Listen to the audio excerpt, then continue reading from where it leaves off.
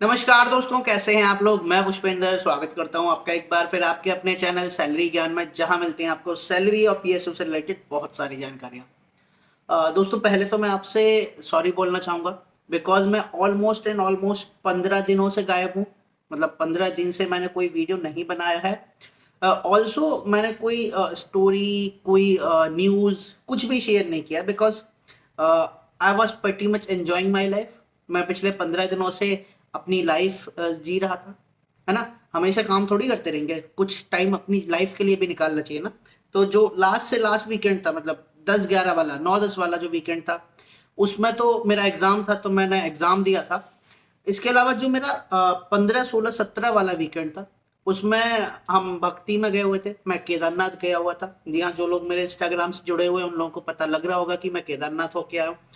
उसके बाद मैं 2 दिन वहां पे फंस गया था बिकॉज बहुत ज्यादा वहां पे रेनफॉल, लैंडस्लाइड, मतलब आलम ये था कि मैं ये सोच रहा था कि भगवान एक बार घर पहुंचा दे किसी तरीके से, बस उसके अलावा दोबारा केदारनाथ नहीं आऊंगा। प्लस उसके बाद जब मैं 22-25 किलोमीटर की ऊपर क्लाइंबिंग करके गया पैदल, तो बॉडी बहुत ज़्यादा वीक हो गई थी। मतलब कोई भी स्ट्रेंथ नहीं थी, बहुत ही ज़्यादा वीक थी बॉडी। उसके बाद जब मैं यहाँ पे आया तो मुझे रिगेन करने में, स्ट्रेंथ रिगेन करने में भी टाइम लगा है। So I was just pretty much enjoying my life. उसके बाद ऑफिस ज्वाइन किया। ऑफिस के बाद फिर अब मैंने सोचा कि यार आप लोगों से भी मिला जाए बिकॉज एक आप लोग हैं जिनकी वजह से भी मेरी लाइफ चलती है। ऐसा नहीं है कि मेरे पास सिर्फ काम होता है। मैं आप लोगों से बात करता हूँ, मैं आप लोगों के साथ शेयर करता हूँ, अपनी सारी चीज़ें शेयर करता हूँ बिकॉज आई लिव अलोन। और मेरे दोस्त सभी दूर दूर रहते हैं, ठीक है। तो उनके साथ तो मैं शेयर कर नहीं पाता हूँ, तो आप लोगों के साथ ही जो सारी चीज़ें मुझे शेयर करनी होती है वो सब आप लोगों के साथ ही करता हूँ। तो इसलिए आई एम सॉरी कि मैं पिछले 15 दिनों से गायब था, बट आई वॉज हैप्पी कि आई वॉज एंजॉइंग। ठीक है। तो अब आज हम बात क्या करने वाले हैं? आज हम बात करने वाले हैं बहुत ही ज्यादा इंपॉर्टेंट टॉपिक पे। आज हम बात करने वाले हैं अप्रेंटिस के बारे में। अप्रेंटिस के बारे में हम क्या बात करने वाले हैं यार, देखो तुम लोग भी देख रहे होगे कि अप्रेंटिस की बहुत सारी वैकेंसीज निकल रही हैं। चाहे कोई पीएसयू हो, चाहे कोई सेंट्रल गवर्नमेंट हो, चाहे कोई स्टेट गवर्नमेंट हो, सभी में अप्रेंटिस की बहुत सारी वैकेंसीज निकल रही हैं।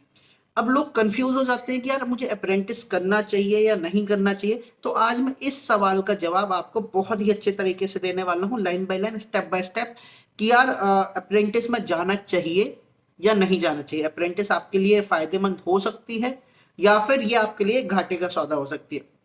देखिए, बहुत सारी चीजें, बहुत सारी चीजें क्या है, एक एक करके पता करते हैं। देखिए, मेरा जो अपना पर्सनल ओपिनियन है, मेरा अपना पर्सनल ओपिनियन और लोगों के ओपिनियन से थोड़ा सा डिफर करता है, जो कि पहली बार नहीं है। मेरा हमेशा से ही ओपिनियन डिफर करता है।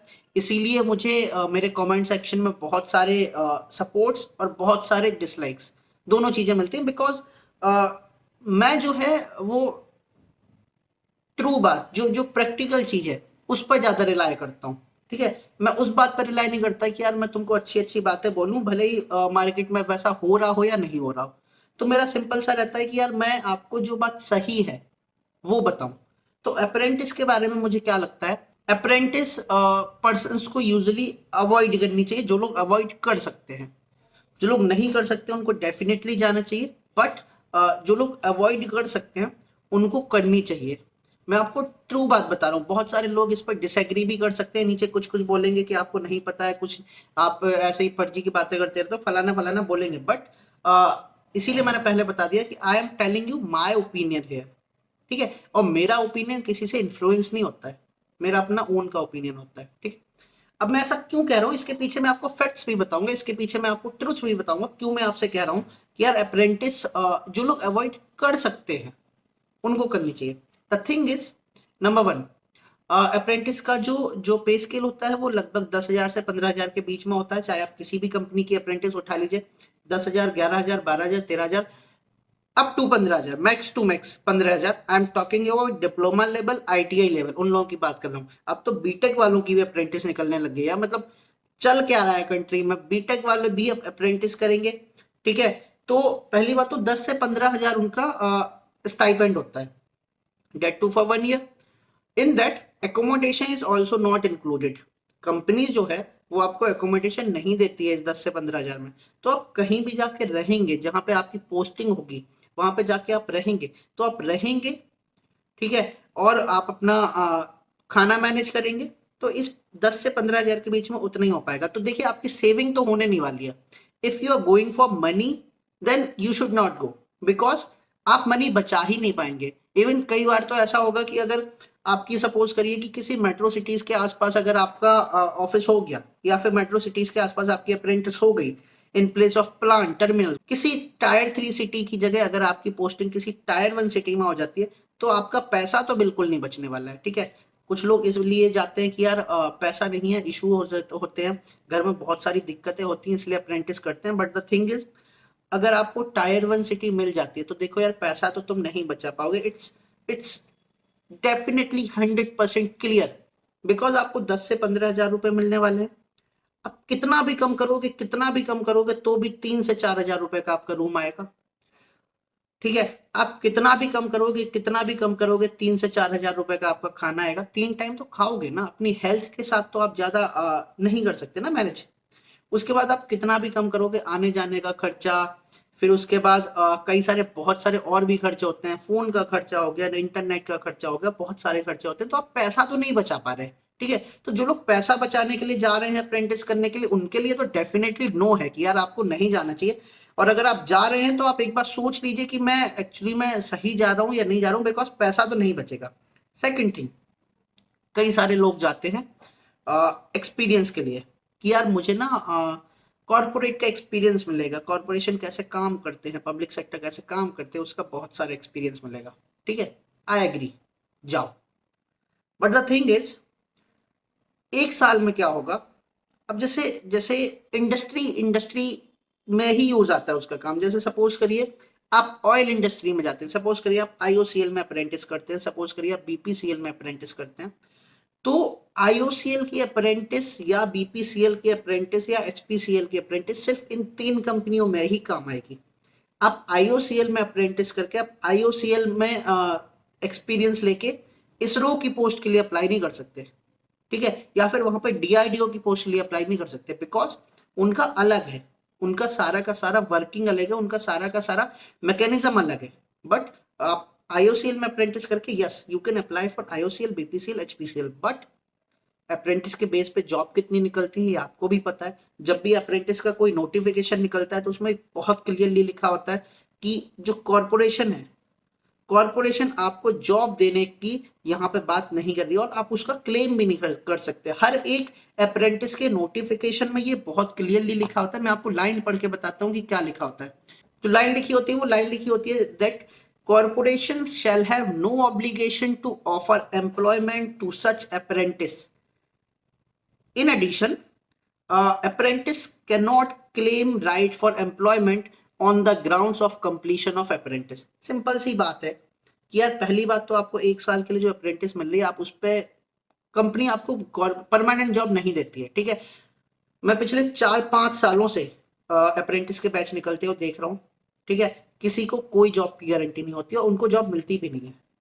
नंबर 2, आप क्लेम भी नहीं कर सकते। आप तो बहुत क्लियरली लिखने लग गए। जो फर्स्ट ईयर के लोग थे, जो पहली बार अप्रेंटिस आई थी, जब मोदी जी ने अपना स्किल इंडिया निकाला था, जब पहली बार अप्रेंटिस आई थी, तो इसमें उसमें ये वाली लाइन नहीं लिखी हुई थी। तो अप्रेंटिस जो क्या थे वो केस करने लग गए थे कंपनीज पे, कॉर्पोरेशन पे, कि हमको जॉब चाहिए, हमने अप्रेंटिस किया, हमने 1 साल की अप्रेंटिस किया, हमको जॉब चाहिए। But companies now they clearly right कि आप क्लेम भी नहीं कर सकते, प्लस कॉर्पोरेशन का कोई ऑब्लिगेशन नहीं है कि आपको जॉब देंगे। तो पहली बात तो आपको जॉब नहीं मिलने वाली है, ठीक है। 1 साल आपने लगाया, आपको सेविंग भी नहीं होने वाली है पैसे की। ये हो गया। अब ये मैं सारी प्रैक्टिकल बातें कर रहा हूँ। अब यहाँ पे बहुत सारे लोग मेरे से डिसएग्री कर सकते हैं, बट आई एग्री कि बहुत सारे लोग डिसएग्री करेंगे भी, क्योंकि आपका अपना ओपिनियन है, मेरा अपना ओपिनियन है। नंबर 3, जब अप्रेंटिस करने जाते हैं तो आपके 8 से 10 घंटे वहां लगते हैं, ठीक है। आप पढ़ाई वाले फेज में होते हैं, आप अप्रेंटिस करने के लिए जाते हैं, तो आप कहीं पर रह रहे होंगे, वहां से आना जाना करेंगे, 8 से 10 घंटे आपके कंपनी में जाएंगे। एक बार जब आपको पैसा मिलना शुरू हो जाता है ना, भले ही वो 8 हज़ार हो, 10 हज़ार हो, 12 हज़ार हो, एक बार आपको पैसा मिलना शुरू हो जाता है ना, तो आपका जो स्टडी के प्रति आपका जो कमिटमेंट होता है वो धीरे धीरे कम होता जाता है। कम मतलब आप स्टडी नहीं कर पाएंगे। आप 8 से 10 घंटे कंपनी में लगाएंगे, आप वहां पे काम करेंगे, आप वहां पे सीखेंगे, घर पे आके आपकी पढ़ाई नहीं होगी। तो जो आपका फ्लो चल रहा होता है ना, जो आपने फोकस कर रखा होता है कि यार गवर्नमेंट जॉब चाहिए, कोई सी भी मिल जाए, इलेक्ट्रिकल डिपार्टमेंट मिल जाए, इरिगेशन में मिल जाए, किसी कंपनी में मिल जाए, पीएसयू में मिल जाए, वो जो आपका फोकस होता है ना, वो हटने लगता है। क्यों? टाइम भी तो होना चाहिए ना, आपकी बॉडी है यार, आप उससे कितना काम करवा सकते हो।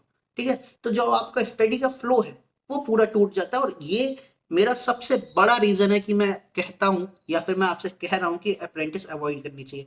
जब आपका स्टडी का फ्लो टूट जाता है, उस अप्रेंटिस से आपको आगे फ्यूचर में जॉब नहीं मिलने वाली है, बहुत क्लियरली लिखा हुआ है। तो आप अपने स्टडी का फ्लो क्यों तोड़ रहे हैं? बिकॉज आपको सेविंग हो नहीं रही है। आई एग्री यार, घर वाले परेशान करते हैं, बट इसीलिए मैं कह रहा हूं कि जो अवॉइड कर सकते हैं उनको करनी चाहिए। कई लोग मेरे से डिसएग्री करेंगे, करिए, लेकिन जो बात सही है वो सही है।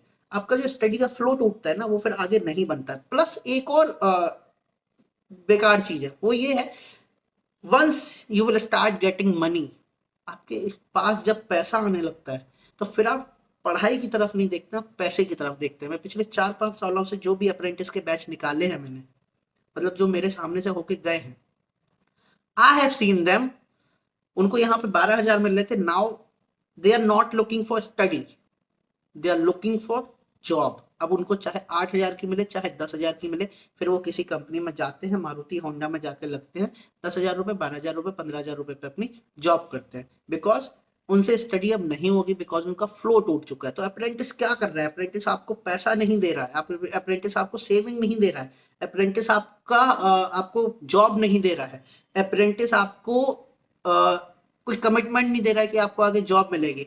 अप्रेंटिस आपका स्टडी का फ्लो तोड़ रहा है। अप्रेंटिस आपको परमानेंट जॉब देने का कोई भी उसकी तरफ से ऑब्लिगेशन नहीं है।